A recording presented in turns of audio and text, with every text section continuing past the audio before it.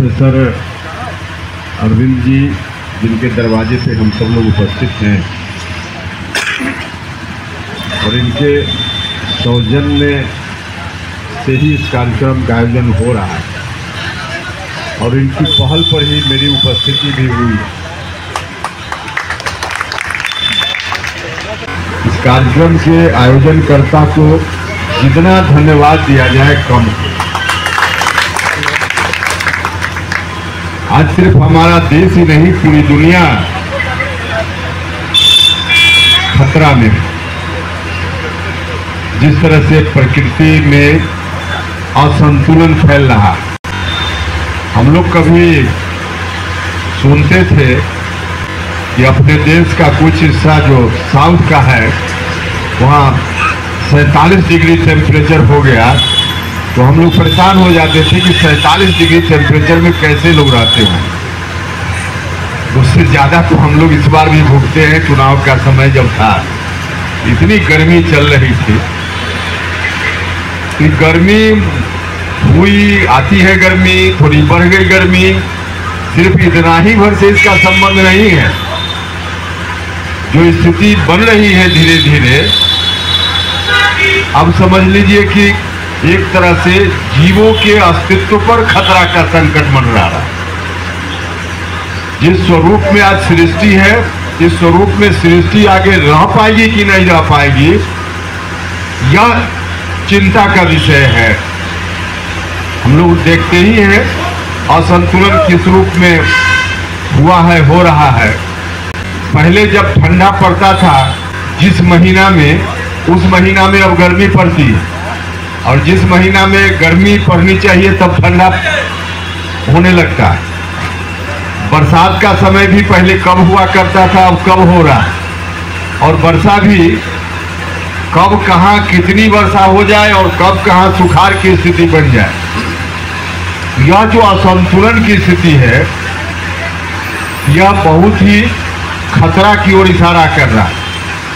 और दुनिया में तो एक आध देश ऐसा जहां का बड़ा शहर पीने के पानी के संकट से अब जूझ रहा है, बाहर से पानी वहां पहुंचाया जा रहा है।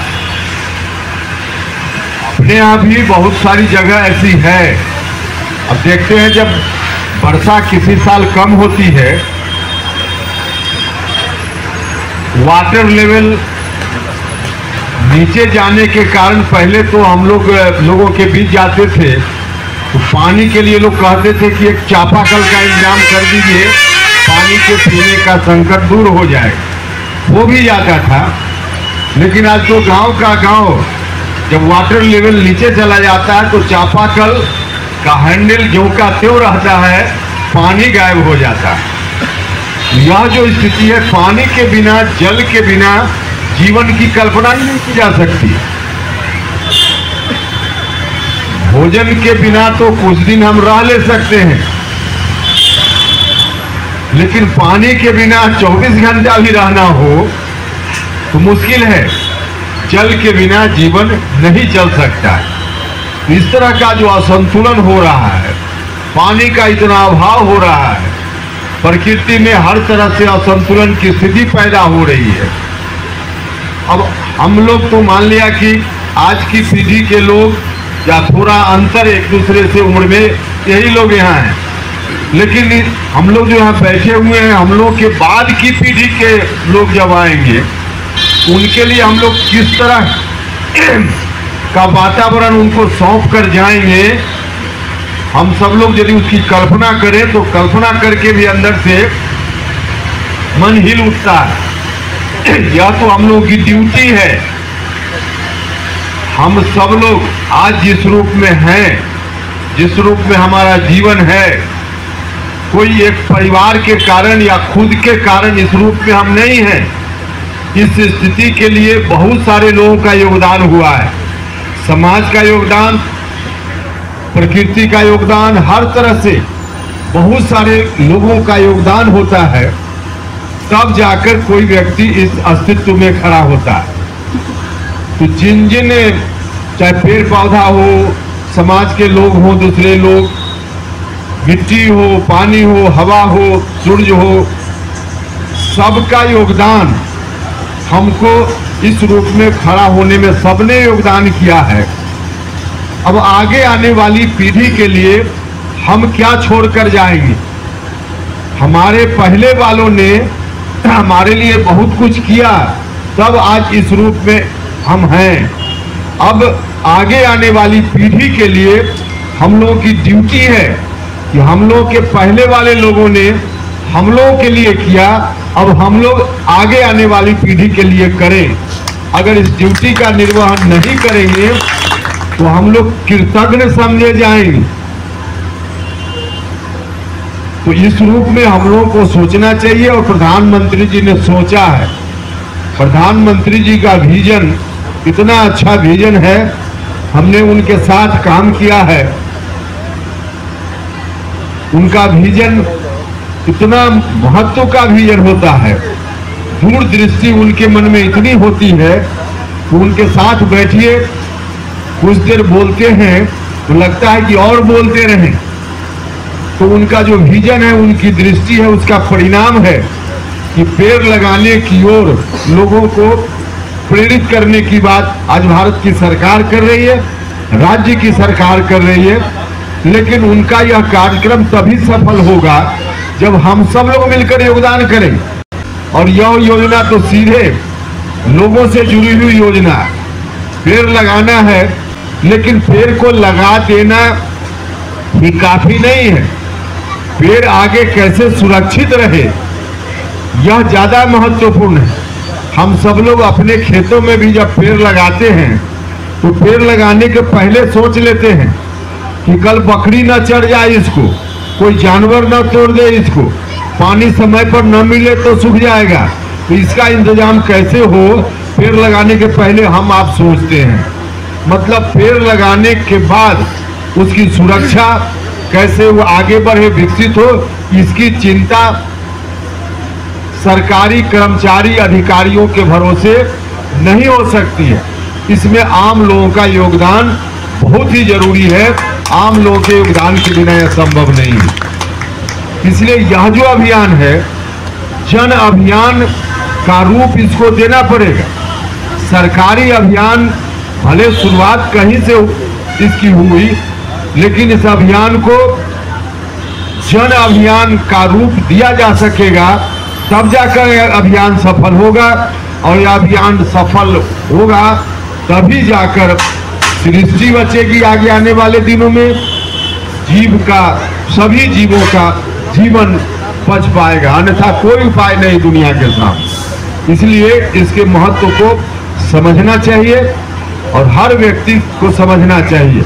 हम आप सब लोगों से आग्रह करते हैं कि पेड़, जिस तरह से यहाँ से बातें की गई, बिल्कुल ठीक बात की गई कि माँ का ख्याल करने की जवाबदेही हमारी आपकी बनती है। एक समय जब आता है तब तो उसी रूप में इसको लेना चाहिए। पेड़ लगाना, उसकी सेवा करना और बड़ा हो तब तक उसकी देख रेख करना, ताकि कोई नुकसान उसका न हो जाए। और एक पेड़ माँ के नाम, या तो इस योजना के तहत यह बात कही जा रही है और इसके पीछे सोच यह है कि एक पेड़ कम से कम एक आदमी जरूर लगाए। एक पेड़ लगाने का अभियान, इसका अर्थ यह कतई नहीं है कि एक ही पेड़ हमको लगाना है। या तो इस अभियान के तहत अपेक्षा की जा रही है हर लोगों से एक पेड़ कम से कम जरूर लगाइए, लेकिन एक पेड़ ही लगाइए ऐसा कोई नहीं कह रहा है। पेड़ तो जितना लगा सकिए, इसकी जरूरत है। अभी सिर्फ इससे प्रेरणा ग्रहण करनी है कि एक पेड़ तो लगाना है इस अभियान के कारण, बाकी जितना पेड़ हम लगा सके उसकी आवश्यकता है। तो अधिक से अधिक पेड़ लगाने का संकल्प और उसकी देख रेख ठीक से हम कर पाए, इसका संकल्प लेकर हम सब लोगों को जाना है। और यहाँ से पेड़ का वितरण भी होना है ना, तो पेड़ का वितरण भी होगा, तो उसको लेकर जाइए, लगाइए और बाकी और भी अधिक से अधिक पेड़ लगाने का काम हम सब लोगों को करना है, कीजिए। तो यही आग्रह है। इन्हीं शब्दों के साथ जो आयोजनकर्ता लोग हैं, इनका मैं बहुत ही हृदय से धन्यवाद करता हूं कि आपने बहुत ही अच्छे कार्यक्रम की शुरुआत की है। लोगों के बीच पर्यावरण के प्रति जागरूकता आए, पेड़ लगाना कितना जरूरी है, जल का संरक्षण कितना जरूरी है, पानी को बचाना कितना जरूरी है, इस बात के लिए संदेश आप सब लोगों को देने का काम इस कार्यक्रम के माध्यम से हो रहा है। तो इस बात के लिए इनका बहुत बहुत मैं धन्यवाद करता हूँ। लेकिन हम सब लोगों को किसी भी तरह के प्रदूषण से बचना चाहिए, किसी भी तरह के प्रदूषण से बचना चाहिए, क्योंकि नुकसान तो फिर हम ही लोगों का होता है ना। तो किसी भी तरह के प्रदूषण से बचना चाहिए। हाँ, सब कुछ हम करें, लेकिन जो नुकसान पहुंचाने वाला कुछ भी काम है उसको ना करें। तो हर तरह के प्रदूषण से बचें, और खास करके पर्यावरण वाला जो प्रदूषण है उसके लिए इस कार्यक्रम का आयोजन हुआ है। बहुत बहुत धन्यवाद। आज इस देश के यशस्वी प्रधानमंत्री आदरणीय नरेंद्र मोदी जी के द्वारा विशेष रूप से इस देश के पर्यावरण के शुद्धि के लिए, पर्याप्त मात्रा में देश के लोगों के ऑक्सीजन के लिए, बेहतर स्वास्थ्य के लिए एक अभियान जो देश भर में चला है। इसी अभियान के तहत आज वैशाली में एक पेड़ माँ के नाम कार्यक्रम का उद्घाटन राष्ट्रीय लोक मोर्चा के राष्ट्रीय अध्यक्ष भारत सरकार के पूर्व मंत्री आदरणीय उपेंद्र कुशवाहा जी के द्वारा उद्घाटन करके इसकी शुरुआत की गई है। आज हजारों पेड़ यहाँ ग्रामीणों के बीच वितरण हुआ है, और यह कार्यक्रम निश्चित रूप से वैशाली जिला में आज के कार्यक्रम के संयोजक ने जिस तरह से कहा है कि आज 1000 पेड़ से अधिक लोगों को वितरित किया गया है, और ये लक्ष्य है कि यहाँ से 1 लाख पेड़ जो है वो गाँव में रहने वाले लोगों के बीच वितरित किया जाएगा, और वृक्षारोपण का कार्यक्रम शानदार तरीके से यहाँ उत्सवी माहौल में चलाया जाएगा। आज माननीय प्रधानमंत्री के प्रोत्साहन कार्यक्रम एक पेड़ माँ के नाम कार्यक्रम का आयोजन सैदपुर रजौली मेरे निवास स्थान पर हुआ, जिसका उद्घाटन पूर्व केंद्रीय मंत्री उपेंद्र कुशवाहा जी ने किया है। और यह सतत प्रयास है कि लगभग 1 लाख पेड़ इस सेंटर से डिस्ट्रीब्यूट हो, और प्रधानमंत्री के कार्यक्रम को सफल बनाने में जितना सहयोग हम कर सकें उतना हम करेंगे। प्रत्येक व्यक्ति को एक पेड़ लगाना है, उसे पोषित करना है, संरक्षित करना है, क्योंकि सरकारी योजनाओं के तहत अगर पेड़ लगना होता तो अभी तक लाखों करोड़ों पेड़ लग गया होता, लेकिन सरकार द्वारा जो प्रायोजित कार्यक्रम होता है वह कागज पर जो होता है और कागज पर ही समाप्त हो जाता है। इसलिए इसके लिए जन जागरूकता की ज़रूरत है, और उसी जन जागरूकता को बढ़ाने के लिए हमारे राष्ट्रीय लोक मोर्चा के राष्ट्रीय अध्यक्ष हैं, उन्होंने पहल की है। आज उसका उद्घाटन किया है, और अपने हाथों से, क्योंकि पेड़ बांटना ही मुख्य कार्यक्रम था, लेकिन उन्होंने प्रतीकात्मक रूप से पेड़ लगाकर उसमें खुद अपने हाथों से मिट्टी डाला है, उसमें पानी पटाया है, ताकि लोगों में यह मैसेज आ सके कि हम पेड़ को लगाएं, उसको पोषित करें, संरक्षित करें, उसको बढ़ाएं। क्योंकि जो ग्लोबल वार्मिंग का समय आ रहा है, टेम्परेचर लगभग 50 के पार जा रहा है, इसका एकमात्र कारण है कि हम पेड़ को संरक्षित नहीं कर पा रहे हैं, पेड़ की कमी हो रही है। इसके कारण लगातार तापमान में वृद्धि हो रही है, ओजोन परत में छिद्र हो गया है, और टेम्परेचर बढ़ता जा रहा है। किस तरह का पेड़ का वितरण किया गया है? ये पंच देव वृक्ष है। देव वृक्ष मतलब पीपल, जैसे पीपल हो गया। पीपल एक ऐसा वृक्ष है जो आपको 24 घंटा ऑक्सीजन देता है। इसको कहा गया है कि पेड़ के मुख में शिव का वास है, शरीर में विष्णु का वास है, और जड़ में ब्रह्मा जी का वास है। और इसीलिए सनातन संस्कृति में पीपल के पेड़ पूजनीय है, उसकी हम पूजा करते हैं।